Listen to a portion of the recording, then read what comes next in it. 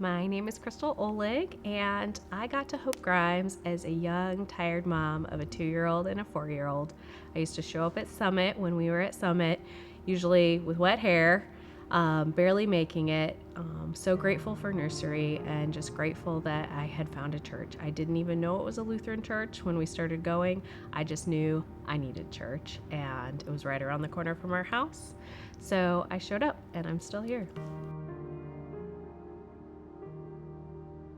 Since Summit, and then when we were at the Hub during the week, which I was a Power Life leader during that, we did our first VBS when we were at the Hub. I laugh because I look back on pictures then, and I didn't know some of the adults and some of the youth that were there then, and I know them now. And so I just think of what a difference it has made in my life to truly know people and be known by them, and to walk through the doors every Sunday and have people who care about me, who care about my kids, that are checking in on us. I think the growth of community and just seeing those same faces from back 6-7 years ago, the fact that they're still here says a lot about how God is moving to connect people in a world that feels too busy, too disconnected, wildly just chaotic sometimes, and yet church is just this place of calm, of community, and truly peace and joy for my family. So how has God helped my family? I would say, I think he started with me. I think he put a little seed in my heart that just said, get to church, drag those babies. I've got something special for you here. And then every year, especially as my kids have gotten older, I find that they're drawing a little bit closer to understanding who God made them to be. So my kids are totally different, very typical oldest, youngest child, one glass half full, one glass half empty. One is a skeptic, one is like, yes, Jesus, all the time. I just love that God takes us wherever we are in our faith journey. My oldest just started Power Life, so our youth ministry this year.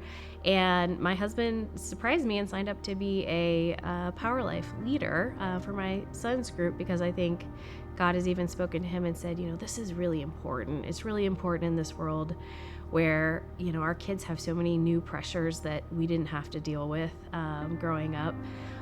I think we all kind of know as parents that we need to really work hard and intentionally on building a strong foundation, because we can't protect our kids from stuff they'll see or stuff they'll hear because of the internet, because of phones, because of social media. And so it's just one thing that I think God has put on our hearts is let's really set down roots. Let's really go as deep as we can to give our kids a good foundation and surround them with people that also care about them, that also care about, living into who God made them to be in a, welcoming and sort of open way.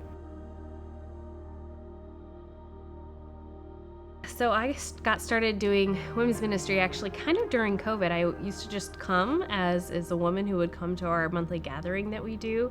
And during COVID, I started helping because they said, hey, Crystal, you're techie. Can you help us figure out how to get some of our stuff live streamed on Facebook, which we did for that season. And after that, Christine Megason, who has led our gathering for many years, came to me and said, Crystal, I see that you have these strengths and these gifts in organizing and getting people excited, and we really need that to help grow our women's ministry. And so it was kind of a simple yes at that time. To me, it was more like just using the skills I already have or that I use kind of in my job to help ministry. But what I didn't know about it is how much it would change me. So I'm in my 3rd year of doing it, and I will say I've grown in my confidence in standing on stage and talking to women about God and about myself and about how I've grown in my confidence. I've grown in, I'm so less anxious than I used to be.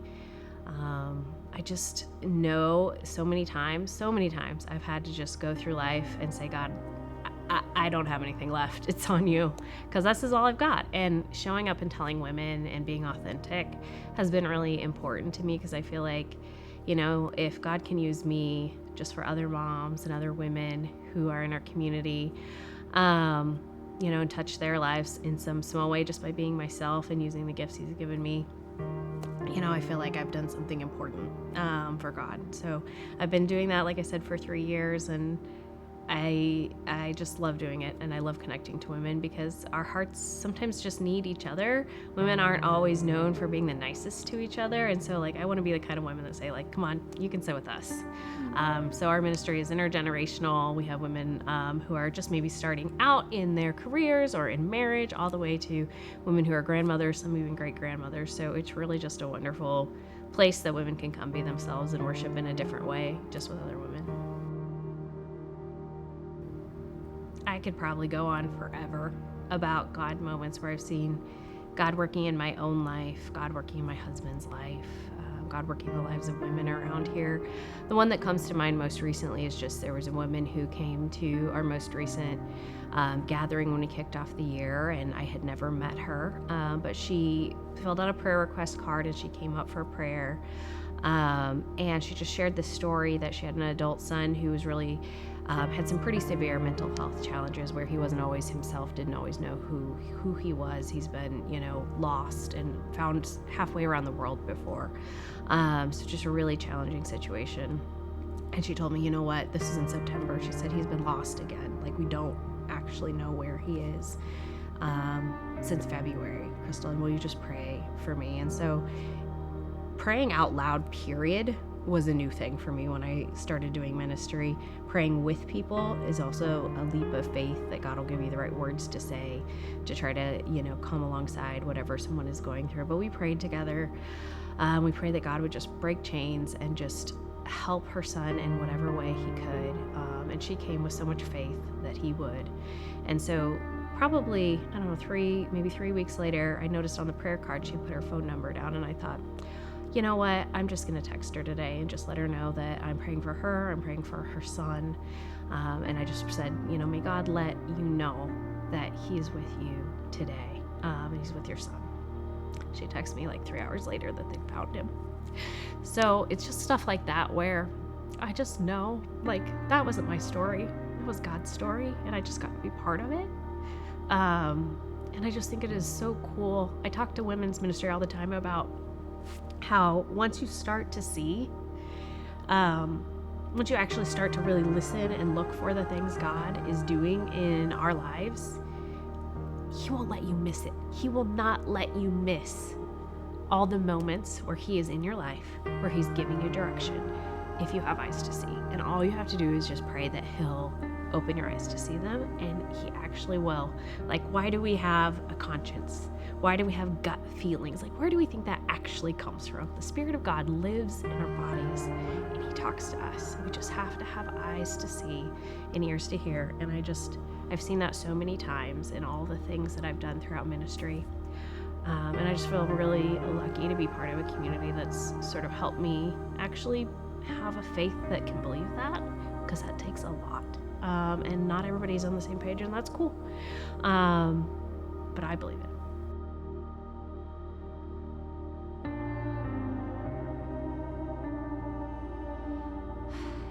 What do I hope God continues to do here is really just, I think of how much the community has grown. Everything from like little things like who is here every Sunday, but like I was the crazy lady who decided to like go buy some plants and get my friend Celeste to help create a little bit of warmth, a little bit of, just creating a place that felt like home. And then we have gotten art, and then we, have built up these little, spaces like in our nursery, in our new preschool. Like the building itself has started to feel less like a building and more like a home. And I see people caring for it, just the physical space itself. And then when you see how many kids and youth God brings here on a Hope Kids weekend, on a VBS, especially for our youth ministry, in a season where people aren't going to church, people aren't going away from church. Like, those are the statistics, and we are bursting at the seams on Wednesday nights. I just see so much that God is calling out to people to come see him and know him in a different way. And it's not all the things that we do here, but it's the people that are here that actually care about kids. And I think that my hope for my own family, because I'm raising my family like right smack down up in like the meat sandwich of like life and raising kids. I see my kids growing, and I look to people who have had kids that have maybe graduated from here, and I look at their kids and I say, I hope my kids are like that. I hope that they are good leaders. I hope that they are strong in their faith. I hope they stand up for what's right and they stand up for people.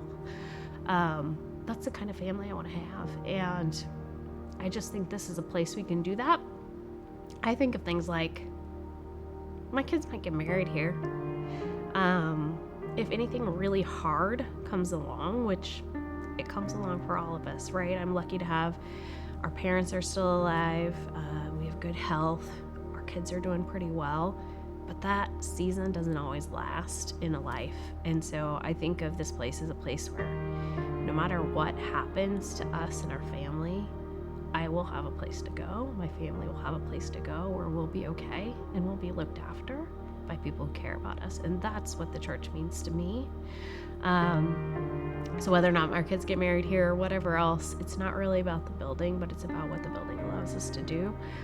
Because I know so many people that just need a place to belong. And I think this can be that place for a lot of people.